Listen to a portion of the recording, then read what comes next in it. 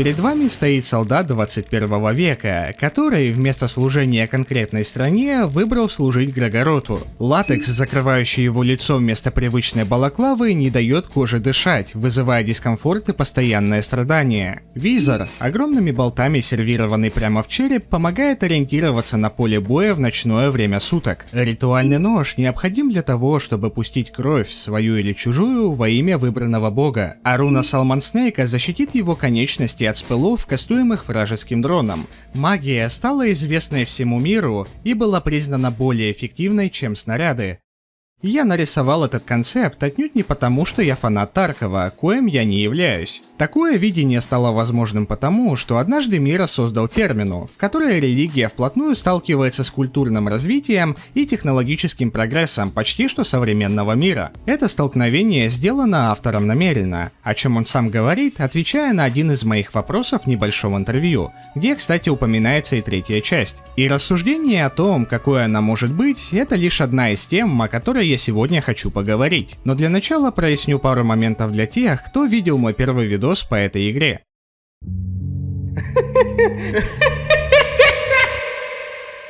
Что ж, со скоро я чуть-чуть преувеличил. Возможно, вам интересно, а почему же вторая часть затянулась на столь долгий срок? И почему я в принципе решил поделить видео по термине надвое? Тому есть пара причин, одну из которых я полгода назад описал в сообществе и больше не хочу к ней возвращаться. Ну а вторая, Fear and Huggies стала слишком популярной. Каждый третий норовит снять свой видос с прохождением, не привнося в саму концепцию ничего нового. Фэндом термины превратился в Five Nights at Freddy's TikTok House с артами от 13-летних девочек и шизоидными мемами. А сама суть этого сеттинга ушла далеко за ширму всякого говна, отчего лично мне уже тяжковато воспринимать эту игру всерьез. И хотя вторая часть была написана сразу же вместе с первой, я банально не успел ее озвучить и смонтировать, так как задавался целью выложить ролик самым первым среди крупных каналов, не теряя при этом в качестве. Изначальный сценарий второй части, в которой я рассказываю о геймплее ЗАОСа, я выложу в открытом доступе на Бусти. И тут, по идее, должна была быть реклама Бусти и о том, какие интересные и даже полезные штуки можно получить дополнительно за подписку, однако вместо этого я лучше расскажу про свою телегу. Потому что YouTube в ближайшее будущее может наебнуться, и в одном из своих постов в телеге я объясняю, почему я так думаю. К тому же, относительно недавно я начал пачками готовить посты с моими дополнительными мыслями по всяким вещам, по которым нет смысла делать отдельные ролики в силу их лаконичности. Поэтому, подписавшись на телегу, вы сможете почитать о темах, выходящих за пределы моего канала, узнавать о его грядущем курсе, так как я рассказываю не только об играх, но и, конечно, получать информацию о выпускаемых роликах раньше и больше, чем все остальные лохи, которые в телеге не сидят. А если вам все же хочется увидеть мое прохождение до конца, то сейчас я термину стримлю. Стримлю на основном канале, а уведомления даю в телеге и дискорде. Ну а в этом ролике мы поговорим не за прохождение и даже не столько за лор, сколько за концепции. Я расскажу про художественную часть игры, затрону противопоставление науки и религии, взгляну на термину через призму первой части, а также разберу ее противников и персонажей с учетом всего вышесказанного. Хочу сказать сразу, не все из того, о чем я буду говорить, задумывалось автором именно в таком контексте. Во-первых, лор ФХ местами достаточно дырявый, чтобы делать какие-то точные заявления, а аниме-теории меня не интересуют. Во-вторых, все сказанное в этом ролике является компиляцией из моих интересов и моего мировоззрения, которое накладывается на эту игру. Смысл таких разговоров не в том, чтобы угадывать идеи мира, а в том, чтобы на основании имеющихся концептов возвести что-то свое, еще более интересное, вдохновляющее на собственное творчество. Давайте начнем с противопоставления науки и религии в термине. Когда я играл в первую часть, мне очень понравились учения Грогорота, описывающие разрушение не как что-то плохое, а скорее как природное естество, необходимое для того, чтобы на месте разрушенного создать новое. Эта мысль в какой-то степени помогла мне как ипохондрику со стажем, для которого каждый следующий день казался последним в жизни, в связи с чем я искал хоть сколь-нибудь лайтовое объяснение смерти для самоутешения. Я решил задать Мира два вопроса. Один касался непосредственно Грегорота, другой же затрагивал тему технологического прогресса в термине. И так как идею противопоставления науки и религии я выдумал не сам, считаю уместным начать с нее, а потом уже и высказывать свое собственное мнение. Перевожу наш диалог. Привет. Я делаю несколько роликов по термине, и я хочу проанализировать художественную составляющую игры. Я затрону не только атмосферу, созданную благодаря стилю рисунков, музыки и так далее, но также хочу поговорить и о философии игры, особенно об ее мрачных мотивах, которая выражается в учениях старых богов. У меня есть два вопроса, и я буду очень признателен, если ты на них ответишь. Предполагаешь ли ты, что философия старых богов по типу Грегорота уместна в реальной жизни, или же она больше относится к игре? В термине технологии, которые кажутся более знакомыми современному человеку, сталкиваются с первобытной жестокостью и оккультными штуками. Я прошел эту игру на концовку бога машин, и мне показалось, что ты хотел взглянуть на технологический прогресс с другого угла. Было бы здорово, если бы ты высказал свое мнение на этот счет. Спасибо. Я думаю, что представленная в игре философия старых богов в какой-то степени может быть применена и к реальной жизни. Конечно, есть преувеличение, и по понятным причинам некоторые вещи могут рассматриваться только с самых мрачных перспектив. Однако я думаю, что основные концепции не сильно отдаляются от реальной жизни. Не уверен, ответил ли я на твой вопрос. Большинство аспектов оккультизма, встречающихся в игре, присутствуют из-за того, что я хотел связать объемный лор вселенной Фиренхангера с технологическим прогрессом. Однако одна из тем, которую раскрывает термина, это наука против религии. Если точнее, как наука во многих местах современного мира занимает место религии. Эта тема меня интересует и в реальной жизни, хотя я и чувствую, что ее раскрытие еще не доведено до ума. Я планировал сделать трилогию Фиренхангер, и возможно эта концепция будет лучше проглядываться, когда выйдет третья часть, если она выйдет вообще. Далее я благодарю Мира за ответ и прокидываю пару своих мыслей касательно третьей части, которым я хочу вас плавно подвести. Как мне кажется, самое очевидное противопоставление науки и религии проглядывается в боге машин. По аналогии с богом страха и голода, логика ведет человечество в новую эпоху. Если вспомнить консоли, провода, кабеля и коннекторы, с которыми мы взаимодействуем, чтобы дойти до этого босса, а также увидеть развитие технологий от первой части до второй, то становится очевидно, что новая эпоха — это наша с вами современность. Либо же это может быть недалекое будущее, но об этом мы поговорим чуть позже. Сейчас я озвучу, возможно, сложную и водянистую поебень, однако это необходимо для того, чтобы раскрыть мысль. В современном мире наука возводится в такой абсолют, что любое отклонение от нее в пользу каких-то эзотерических или метафизических понятий считывается адептами всего умного и технологичного как сектантская ересь. Вместе с тем, технологии становятся настолько сложными, что контроль над ними постепенно теряется, так как порой даже команде специалистов трудно установить причину поломки программы или объяснить неожиданный результат, который она выдала. Не говоря уже о том, что на сложность технологий накладывается экономика, политика и прочие факторы, которые будут еще больше усложнять понимание инноваций и владение ими. Так же, как и не говоря о том, что наука со всей ее сложностью и многообразием все еще не в состоянии объяснить все явления этого мира. Из-за этого наука из инструмента для улучшения жизни человека превращается в сущий хаос, в который дефолтная очередняра с Reddit, чтобы он там не вякал, скорее слепо верит, чем понимает его на самом деле. То, что призвано помогать человеку в познании этого мира, становится для него еще одной преградой, которую он возвел себе сам. И если посмотреть на науку с этой точки зрения, то она начинает обретать схожие черты с религией. Параллельно с этим роликом я делаю крупный видос по киберпанку, в котором мы обо всем этом поговорим более подробно. А что касается религии, во вселенной Фиренхангер это не просто концепция, она имеет прямое влияние на этот мир. Персонажи могут поклоняться богам и получать от этого ощутимые результаты. Божества порождают различных монстров и устраивают фестивали троллинга. А магия является еще более смертоносным оружием, чем луки и пистолеты. Таким образом, термина выравнивает силы науки и оккультизма. Кайзер верил в то, что создание логики даст человечеству своего собственного бога, которым он сможет управлять для достижения желаемых результатов. И приводя в сравнение реальный мир со всеми его проблемами, а также войнами, которые никуда не делись, можно сказать, что Кайзер насрал. Забавно и то, что даже сам оккультизм еще в первой части превратился в науку, как и наука постепенно превращается в оккультизм. Поскольку знания о магии можно развивать, систематизировать и применять на практике, они выполняют ту же самую научную роль и помогают человечеству либо в войнах, либо в технологиях, которые из этих самых войн и вырастают. И таким образом, если третья часть все же выйдет, то скорее всего это будет либо современность, либо недалекое будущее. И в ней наука и религия выровняются еще сильнее, став двумя противоборствующими школами, подобно тому, как китайцы пиздятся с японцами за свой боевой стайл.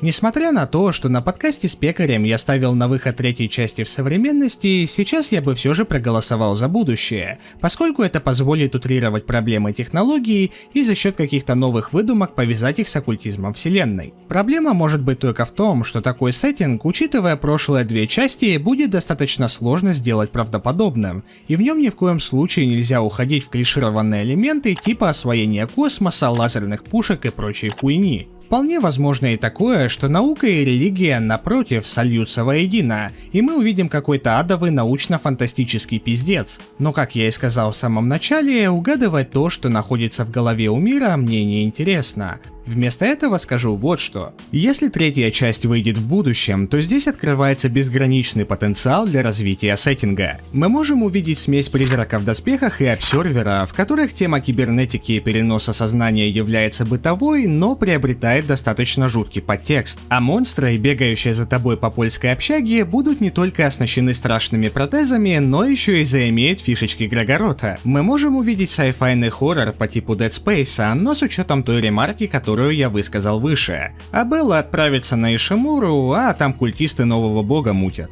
И самое забавное, что в этом случае культисты уже не будут выглядеть такими идиотами, какими они казались в трилогии Dead Space. Если в примере с обсервером и призраком в доспехах страх технологий и их минусы будут выражаться на бытовом уровне, как будто они уже давно прижились и стали частью этого мира, то в примере с Dead Space технологии будут смотреться для игрока даже более жутко и неизвестно, чем магия, которой он пользовался на протяжении первых двух частей, а потому знаком с ее сутью. Мы также можем увидеть... О, нет, только не это. Вместо этого лучше вспомнить Shadowrun, в котором дефолтный киберпанковский сеттинг вполне себе неплохо уживался с фэнтези. Но и в современности у третьей части найдется простор. Думаю, что в этом случае референсом для событий послужит любая из современных войн на любом континенте Земли, либо это будет локальный конфликт, происходящий в каком-то городе. Ставлю больше на первый вариант, потому что для того, чтобы по полной развернуть лор и расставить новые силы, необходим большой масштаб. Вряд ли сущность логики, которая отождествляет технологии и глобализацию, можно будет раскрыть в небольшой деревеньке. Вспомните наличие огнестрельного оружия, разложенное по прихивелю мины, и представьте, что оружие заменится на современные образцы, а вместо мин будут летающие дроны, или что-то в этом духе. Сюжет вполне себе неплохо может разворачиваться вокруг каких-нибудь условных транснациональных корпораций, которые прочухали за магию и начали использовать ее как оружие вместе со всеми технологическими достижениями. А учитывая то, что логика помимо своего внешнего сайфайного вида еще и имеет обилки Винушки, Грегорота, а также Сильван, вполне себе можно ожидать какой-то альтернативный взгляд на современную технику. Возвращаясь к термине, хотелось бы добавить от себя, что когда я прочитал описание еще в ее анонсе, то подумал, что в этом альтернативном мире оккультизм уже изначально является такой же обыденностью и технологией, как и все остальное. Блять, воздуху не хватило. Люди перед походом на работу молятся Алмеру. Детишки в садике показывают сверстникам пульсирующие отростки, бабушка копирует сигил Грегорота и все в этом духе. И хоть я более чем доволен тем, что получилось, изначально я хотел увидеть вот такой ебанутый мир, в котором неприемлемые варварские вещи из средневековья стали нормой для современного человека. И именно из такого базиса у меня и проросли подобные идеи. Было бы занятно посмотреть на то, как безумие и жестокость сливается с технологиями, приобретая совершенно новые оттенки. Но для того, чтобы такой сеттинг смотрелся адекватно, к нему нужны предпосылки. Об этой теме и ее важности мы далее поговорим на примере первой части и термины. На мой взгляд, какой бы неотесанной пробой пера ни была первая часть, без нее термину рассматривать нельзя. И дело не только в том, что первая часть задает лор, есть еще кое-что. Поскольку мы с вами не имеем богатого опыта жизни тех времен, когда рыцари еще не могли позволить себе дуэли на АВП Лего, а вместо этого лишь тыкались ножичками на 35 хп, мы не так сильно ассоциируем себя с этим сеттингом. Средневековье, в отличие от современности, кажется более вымышленным и фэнтезийным, а потому и различные монстры в данжах страха и голода выглядят в нем более органично. Первая часть дает возможность ознакомиться с этим фэнтези максимально подробно, дав побывать в шкуре людей прошлого и пронеся тебя через все их страдания благодаря геймплейным механикам и гротескным моментам. Когда ты надолбил в этой игре порядка 50, а то и сотни часов, чтобы наконец пройти ее хотя бы на самую дерьмовую концовку, эти подземелья и эти персонажи тебе кажутся уже чуть ли не родными. Это говорит о том, что ты вовлекся в сеттинг. Ты знаешь каждое божество, а с некоторыми ты даже дрался. Ты гулял по Махабре, забивал желтым магом стрелку на шахтах и делил бутылочку Light Blue Whale со своими хоумис. И если бы термина вышла без первой части, она ощущалась бы в лучшем случае как пародия на Silent Hill, а в худшем как фанфик про пчелу-попаданца, так как в ней существует слишком много вводных данных, которые неподготовленный первой частью игрок еще не может прочувствовать в достаточной степени. По этой причине я считаю тот же Black Souls какой-то ядреной саниной, в которую намешали кучу всего чисто по приколу. Вдобавок, благодаря первой части можно ощутить контраст между средневековьем и относительной современностью, что несомненно дает массу новых ощущений в термине. Ты вроде бы только недавно носил одежду из меха или мантии, а сейчас уже ходишь в стандартизированном военном комбинезоне. Думаю, что те, кто играл в цивилизацию, более точно поймут это ощущение. Можно сдохнуть каким-то уж слишком по виду вялым. Можно сдохнуть спокойно, так и не став бывалым. Говоря о так называемой философии, я буду стараться не выебываться умными словечками и не давать вам дебильное чувство возвышенности и просветления от того, что вы посмотрели какой-то левый видос. По моим ощущениям, в части про науку и религию я уже достаточно сильно этим нагрешил, поэтому здесь буду изъяснять свое мнение простыми словами там, где это возможно, но все-таки не везде. В некоторых местах буду ссылаться на реальную жизнь и уходить в дебри, отчего вам может показаться, что я словил СПГС и ищу смысл там, где его нет. Переубеждать в этом не буду, думайте как хотите. Я же расскажу о том, что я увидел и почерпнул для самого себя. Короче, как мне кажется, самая основная суть игры передается через книги Грегорота. Даже иконка первой части нарисована в виде сигила этого бога. И я допускаю, что Мира мог придумать этот символ до появления Грегорота как концепции, и в один момент он просто соединил воедино разные наброски, получив то, что мы имеем в итоге. В таком случае это немного умаляет значимость и символичность, однако суть остается той же. Именно про этого бога и его учения я хочу поговорить. При том, что Ференхангер — это достаточно чернушная игра, в которой насилие и убийство чуть ли не основная тема, Грегород предлагает взглянуть на это под другим углом. В его книге пишется, что разрушение — это часть природного естества. Оно необходимо для того, чтобы на месте уничтоженного создать новое, тем самым дав жизни возможность продолжиться и эволюционировать, адаптируясь к новым вызовам. Давайте на эту тему порассуждаем. Обычно человек воспринимает смерть как что-то плохое, а боль в современном обществе и вовсе считается чем-то, что приносит один негатив. Вместе с тем, основные толчки в развитии личности человека проходят как раз болью, так как умеренное и не сводящее с ума страдания мотивируют искать выход, чтобы от них избавиться. А основные толчки в развитии общества приходят со смертью в результате войн или естественного вымирания поколений, и игра это очень хорошо отражает, добавляя вишенку на торт в виде Грегорота и бога страха и голода. Конечно, лицемерно было бы с возвышенными тонами пиздеть о том, что смерть необходима человечеству для эволюции и развития, в то время как я сам сижу в удобненьком кресле, реклама которого могла бы здесь быть, с едой и крышей над головой. И разумеется, умирать в своем возрасте я не хочу. Но покуда рано или поздно откисать все же придется, хоть как-то уж надо об этом поговорить. Говорить о смерти — это как говорить о мастурбации. Умирать боятся все, а кто говорит, что не боится, тот боится в 3 раза больше.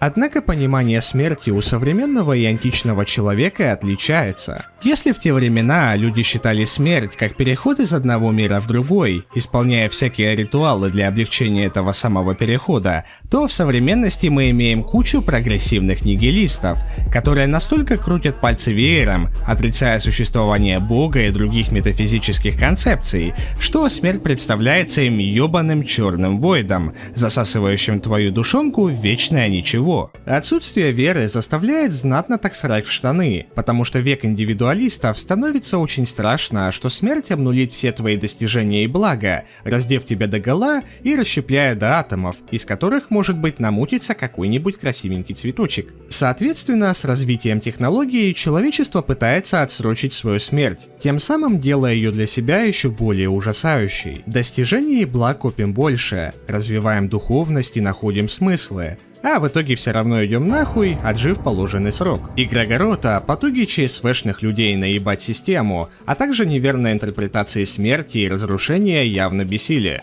Являясь старым богом и имея достаточно простые, но ясные формы мышления, он не понимал всей сложности устройства людского разума, который может завести человека в глубокие дебри. В конце концов, он решил закрыться от людей в данжах страха и голода, чтобы не видеть весь этот бред. Но если так подумать, люди — это ведь такое же природное явление, как и боги со всей их сутью. Раз все то, что делает человек, существует на протяжении многих веков и не собирается останавливаться, значит своим фактом существования оно доказывает свое право на жизнь. Смотря с этой точки зрения, Грегорота можно назвать таким же лохом, у которого смачно горит попка с того, что людские поступки не вписываются в его мировоззрение. Тем не менее, для меня философия Грегорота — это прописная истина, берущая свое начало из реальной жизни. И в попытках эту истину обойти, ты обрекаешь себя на мучительное страдание. Постараюсь объяснить на более понятном современному человеку примере. Когда тебя на школьной переменке вызовет на стрелку местный сигма-пацанчик альфа-гигачат ЧВК Большой Пенис, в моменте ты можешь испугаться предстоящей драки и предпочтешь ее избежать. И если ты имеешь хоть чуточку мозгов, чтобы после этого задавать самому себе вопросы и рефлексировать, малой, тебе пизда. Ты начнешь накручивать себе, как круто ты бы положил его одной левой, если бы вовремя взял себя в руки. Вместо этого, манящий своей простотой и доступностью комфорт обернулся для тебя кучей бессонных ночей. И некоторые, казалось бы, безобидные и канувшие в лету ситуации из прошлого могут отражаться на тебе и по сей день, вселяя неуверенность в собственных силах. Что с этим делать? А простого выхода тут нет. Только встречаться со своими страхами и переосиливать их, подобно тому, как персонажи ФХ, теряя остатки разума, двигаются все глубже в подземелье. Уж извините меня за такое нелепое сравнение, но современный человек не имеет и 10% тех проблем, которые имеют персонажи страха голода. Так что тут я, конечно, утрирую. Я думаю, что страх, мешающий тебе развиваться, в какой-то степени отражается и на геймплее. Многие люди считают игру излишне хардкорной, отчего теряют всякую веру пройти ее самостоятельно и в полной мере получить те ощущения, которые она тебе дает. Вместе с тем, хоть каждая твоя ошибка и руинит порой по несколько часов игры, особенно в первой части, ты также получаешь знания. И вес у этих знаний такой, какой в любой казуальной игре вы бы не ощутили точно, потому что вы знаете их цену. А пройдя термину на мазохизме, вы и вовсе можете понтануться перед своими одноклассниками тем, какой вы true геймер. Но мне кажется, что в таком случае вам определенно понадобятся перечисленные ранее советы. Подобно Грегороту, суть других богов — это олицетворение каких-либо концепций и простых истин, встречающихся и в нашей с вами жизни. Виндушка, потомок Грегорота и Сильван, символизируют хаотичность природы, в которой есть не только разрушение, но и созидание. Бог Серый символизирует бесконечную ярость, которая была выброшена Алмером в ямы для того, чтобы вознестись. Архир является богом обмана, различных мутных схем и букмекерских интеграций в роликах. Если покопаться в том, как эти олицетворения взаимодействуют между собой и что получается в итоге, то там лора можно накопать на 10 частей вперед. Поэтому неудивительно, что лороведов и летсплейщиков по ФХ так интересно смотреть. Кстати, узнал это буквально сейчас, но тот хардбас, который отплясывает Оса, называется Данс Макабры не просто так. Это словосочетание переводится как «пляска смерти» и символизирует хоровод людей самых разных профессий и чинов, которые, несмотря на все свои достижения и уникальность, все еще равны перед смертью. Учитывая то, что Оса — это представитель желтых магов, которая поклоняется Грегороту, это становится достаточно интересной деталью.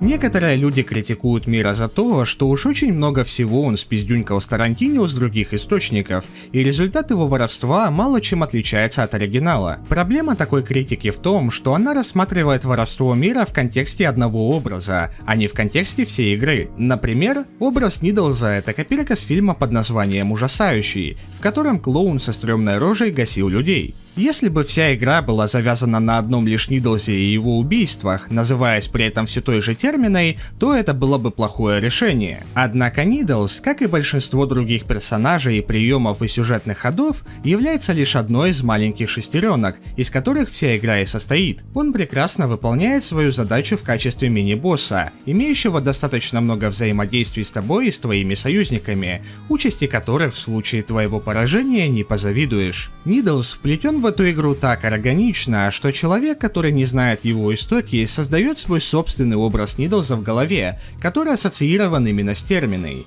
Чего, кстати, я не могу сказать про Сергала или, например, про Heartless One. Но об этом позже. Единственное, что хочется отметить, пожалуй, в термину хуже могут погрузиться люди, которые знают все позаимствованные Мира образы. Вполне возможно, что для них игра в таком случае будет выглядеть как фанфик. Мне в этом плане повезло больше. Я практически не смотрю фильмы, а потому все пролетело мимо моего внимания. Визуал термина стал богаче, чем в первой части. Это отражается как на противниках и локациях, так и на игровом интерфейсе, который Мира в этот раз сделал кастомным. Единственное, что меня раздражало поначалу, это меню, а конкретно вот эти буквы фонка, значения которых плохо запоминаются, из-за чего путаешь меню крафтов, меню экипировки и так далее. Во всяком случае, на это смотреть гораздо приятнее, чем на дефолтный интерфейс RPG Maker. Тем паче, что мне очень нравится саунд-дизайн в меню. Он отдает приятным шармом старых игр.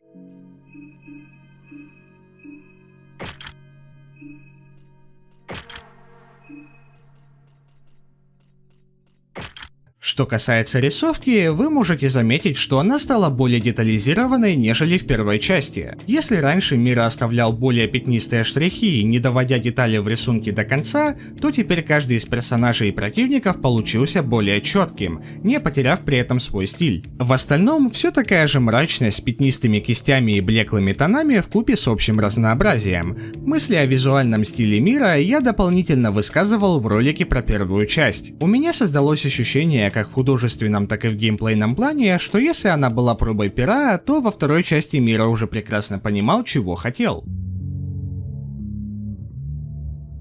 Больше всего я люблю тех противников, которых узнаваемое современным человеком оружие 20 века сливается с какими-то неестественными мутациями, например, сожженный Левий или танк. И термина мне нравится в том числе из-за того, что ее история, сеттинг и геймплей позволяет прочувствовать визуальные образы противников во всей красе. У них нет полноценных анимаций атак, однако когда Бобби пиздит тебя дубинкой по башке, и уж тем более когда танк стреляет в тебя из своей пушки, ты ощущаешь эти атаки сполна, потому что они не только подчеркивают дизайн твоего врага, но и наносят существенный урон, который впоследствии может оборвать твой многочасовой прогресс. А учитывая то, что проигрыш некоторым противникам сулит твоему персонажу медленную и мучительную смерть, это добавляет темки выхлопа. Я хочу поговорить с вами за дизайны тех врагов, которые мне запомнились больше всего, а вы в свою очередь можете написать в комментах, кто в этом плане ваш фаворит.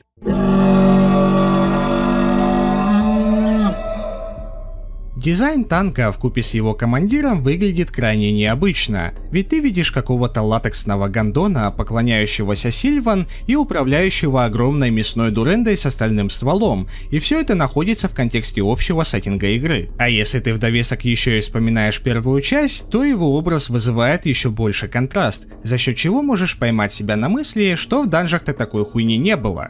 Учитывая то, что в танке можно увидеть кучу слившихся тел, а также то, что им командует приспешник Сильван, можно предположить, что этот босс получился в результате поклонения своей богине большого количества энтузиастов с закономерным результатом. Но в таком случае становится интересно, как этой груди мяса присобачили ствол, который не выглядит так, как, например, у Леви в результате сожжения Хером. Наверняка на эту тему можно построить парочку теорий, но я не буду. Саунд-дизайн танка подчеркивает ту мощь, которая может обрушиться на твоего главного героя.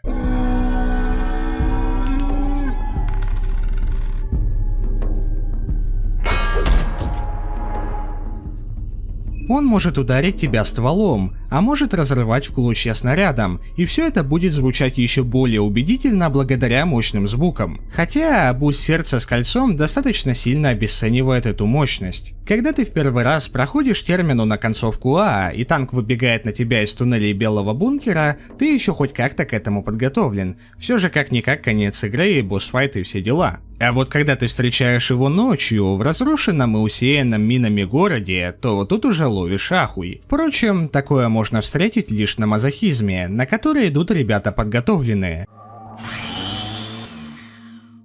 Но вот кто мне запомнился сильнее всего, так это толпа. Эти трое заставили меня вспомнить свои самые страшные сны, где тебя ловит куча ноунеймов подворотни и разделывает прямо перед твоим подъездом. Я долго не мог понять, почему именно такую реакцию вызывают у меня эти противники, но чутка поразмыслив, я осознал. Дело в том, что в отличие от всяких богов и монстров, которые сильно отличаются от человека, толпа вызывает страхи, которые вполне себе могут реализоваться и в реальной жизни, и помножает эти страхи на гротескный образ сожженных полулюдей. Ситуацию усугубляет и то, что в термине ты находишься не в подземельях средневековья, где орудия убийства были достаточно примитивными, а в цивилизованном мире, развитость которого привела не только к росту культуры и уменьшению общего уровня насилия, но и дошла до изобретения всяких жестоких и смертоносных штучек, одной из которых является болгарка в руках члена толпы. Этот жужжащий инструмент наводит тебя на самые нехорошие мысли в случае, если ты проиграешь этой троице. А игра даст тебе все шансы это сделать, так как толпа является достаточно сложными противниками. Думаю, что если бы после проигрыша этим мобам последовала катсцена смерти, она бы была достаточно жестокой.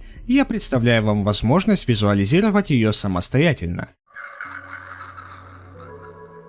Дизайн Бобби не то что отдает Silent Hill'ам, он воняет Silent Hill'ом. Это отражается как в палитре цветов и фактуре материалов, из которых вырисовывается его одежда, так и в самом образе противника. Но если в Silent Hill'е подобные монстры убиваются достаточно тривиальными способами, то Бобби будет жить до тех пор, пока ты не отрежешь ему голову. И что самое интересное, играя в первый раз, ты не сразу можешь до этого догадаться, поскольку если тебе повезло дойти до города впервые, то на его пороге ты уже будешь на износе, и каждая встреча с врагом может быть последней. У меня было так, что когда я впервые одолел Бобби и попытался отрезать ему голову, моя пила сломалась, а он в тот же момент встал и решил наказать меня за подобное неуважение к его персоне. Вследствие чего я подумал, что в этой игре есть локация, населенная буквально бессмертными противниками, которых нужно избегать изо всех сил. И подобное решение вкупе с остальными механиками игры выглядело бы достаточно интересно, поскольку Бобби это даже не босс, и таких противников на карте куча.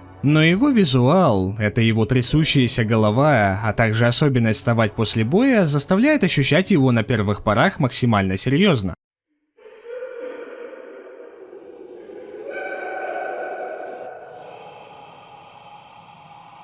Говоря о Нидлзе, в первую очередь я хочу рассказать вам об идее, которая не раскрыта в игре, но которая варится в моем котелке уже долгое время. Мы видели достаточно много фильмов о маньяках, убивающих нормисов в нормисовском мире. И максимальный отпор убийце в таком случае может дать только главная героиня, которую проделки этого клоуна уже порядком заебали. Маньяки в подобных фильмах выступают чрезвычайно сильными персонажами, убить которых может лишь сюжет. Но что, если поставить маньяка в мир, где он сам будет не главным антагонистом, вокруг которого вертятся все действия, а лишь очередной пешкой перед чем-то еще более злым и неистовым, чем он сам? Эта идея отчасти похожа на реверсивный хоррор, в котором ты выступаешь в роли главного злодея, а твоими врагами являются твои жертвы. Но я еще не видел, чтобы в таком типе хорроров тебя ставили перед такой неведомой лавкрафтианщиной, перед которой даже ты со всеми своими брутальными убийствами уже выглядишь как лох. И если так подумать, в термине достаточно много вещей, под которые любой человек вне зависимости от своего рода деятельности может случайно попасть и сфидить. Даже Легард, настрадавшийся в подземельях говна и мочи, дважды нюхнул вони из берцев своей судьбы. Нидл же не только не обратился в сожженного или не умер от рук монстров, он умудряется при этом и участников фестиваля выкашивать. А медицинское обследование Денчика говорит о том, что Нидлс достаточно крупный и мускулистый мужик, и даже умерев с оторванными конечностями, он все еще умудряется улыбаться. Учитывая то, о чем я говорил выше, в таком случае оставалось бы только с ужасом догадываться, кто может быть сильнее этого монстра. Все хотят увидеть геймплей за Танаку или Самари, а я хочу увидеть DLC про Нидлза. А вот Heartless One мне не понравилась. Хоть это и секретный босс, не обязательный к прохождению, ее дизайн как будто бы рисовал китаец, делающий скины для лола, что полностью выбивает из колеи. Проблема этого босса в том, что его внешний вид абсолютно не оправдывает того огромного пула хп и количества возможностей, которые он имеет. И эта неоправданность ощущается мною не на уровне логики, ведь мы видели, как доходяги и очередняры кастуют достаточно сильные спеллы. Скорее, это ощущается на интуитивном уровне. Персонаж Heartless One обвешан кучей атрибутов. Тут тебе и крылья, и меч, и посох, и длинные волосы, и какая-то хуйня по типу нимба, и все это понамешано в одном образе. Знаете, на что это похоже? Вот на это. Я сомневаюсь, что в данной поебении вы увидите какой-то интересный концепт. Скорее вы увидите манекен, обвешанный кучей донатных шмоток, которые никак не вяжутся друг с другом и не создают тем самым историю. Учитывая то, что босс был создан для человека, который записывал видосы по первой части, могу предположить, что он был сделан на заказ. Но так или иначе, это пример того, как делать не стоит. Плейлист «Термины» на ютубе насчитывает 39 музыкальных композиций. Я не могу назвать ни одного трека, который бы выбивался из колеи и звучал как-то неаутентично. Однако больше всего мне запомнились два примера. Это Desperation, но тот, который знаете, такой...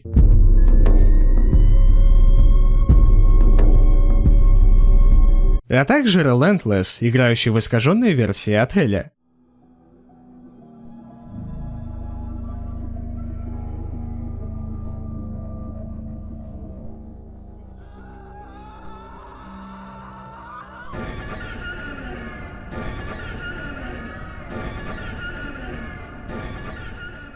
Бытует версия, что звуки клавишных инструментов, из которых сшит этот трек, очень похожи на вращение центрифуги стиральной машинки, в которую залезает наш персонаж. Я не задумывался об этом, но когда услышал эту мысль, то она очень складно легла на звучание трека. Композиция Memories, которая звучит на фоне предыстории персонажа, ожидающего прибытия в поезде, достаточно красиво за счет своих контрастов.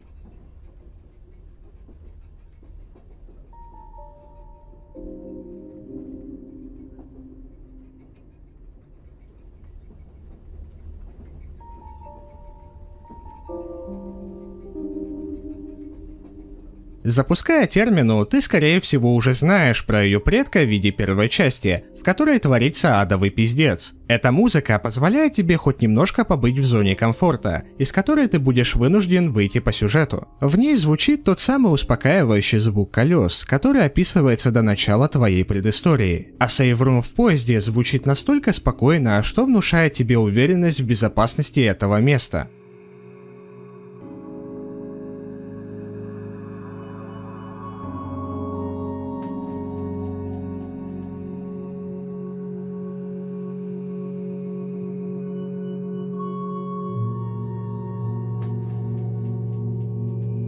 Пока ты находишься здесь, день не сменится ночью, а лунный пидорас не испепелит тебя своим взглядом. Разговоры с Перкелли сопровождаются такой же спокойной музыкой, однако в ней уже есть какая-то интрижка, а на заднем фоне может завывать духовой инструмент, в происхождении которого я не уверен.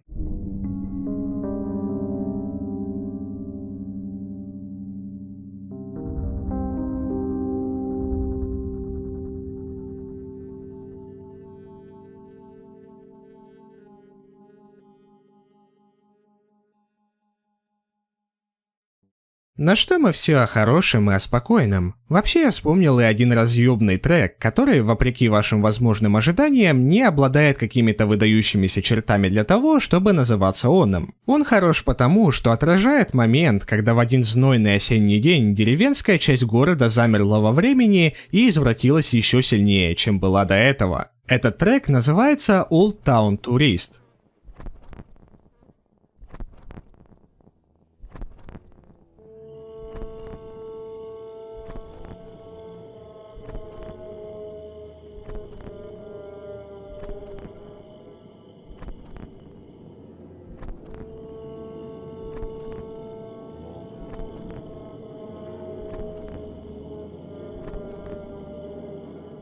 Мне прям хорошо ложится в голову представление, как под такую мучительную медлительность и нерасторопность жители города приносят героев в жертву на ритуальном круге и пляшут над мучеником до тех пор, пока не наступает ночь. А вишенкой на торте будут темы Кайзера и логики.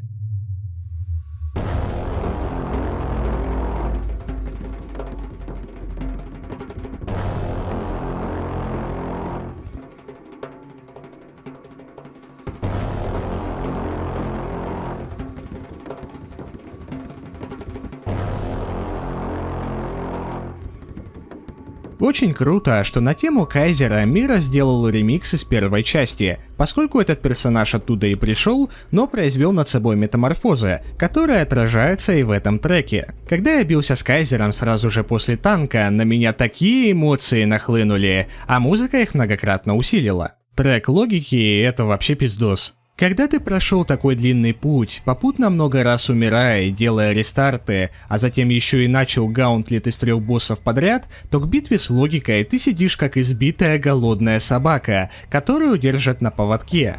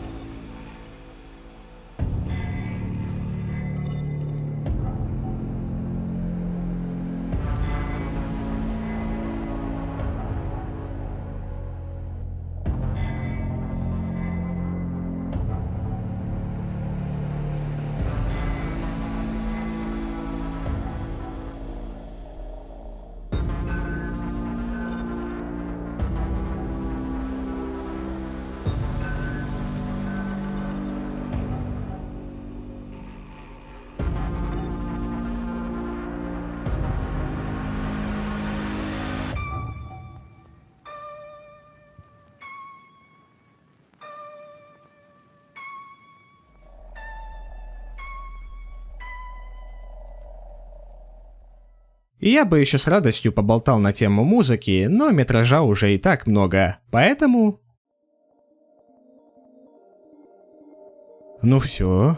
Гештальт, пускай не в изначально запланированном виде, но все же закрыт. Возможно, некоторые мои мысли могли повторяться и в других видосах, но прикол в том, что они именно мои.